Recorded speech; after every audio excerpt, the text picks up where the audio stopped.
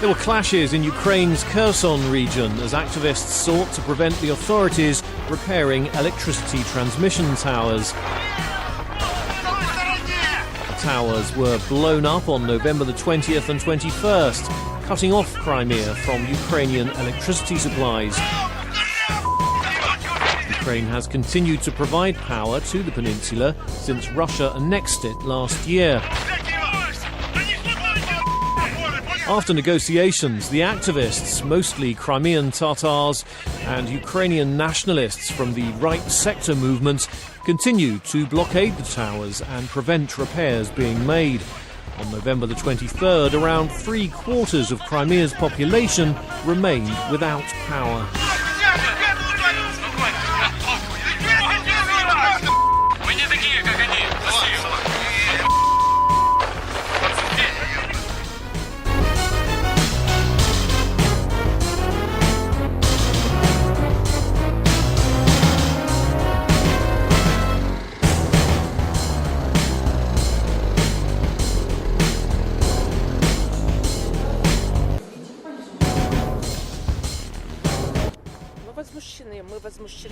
We are outraged. We are outraged by the cutoff. Absolutely outraged. Why? Because a lot of us have electric cookers. We can't wash properly at the moment. We can't wash up. Our fridges are defrosting. We were expecting the power to be switched off a year and a half ago. That's why the only disadvantage we've faced is having to use generators powered by diesel. But in general, we are ready for this.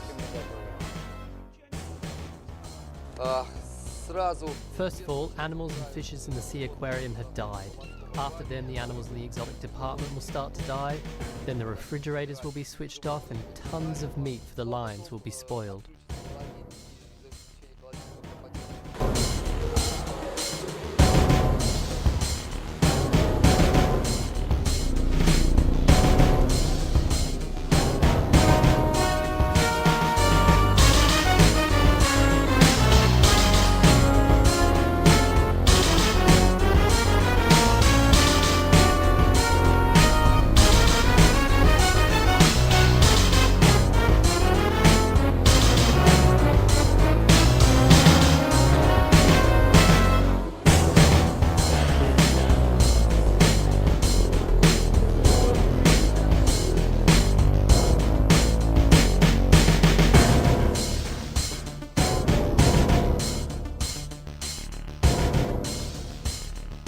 Crimea is under a state of emergency because of a blackout after 2 key transmission towers were reportedly blown up in Ukraine.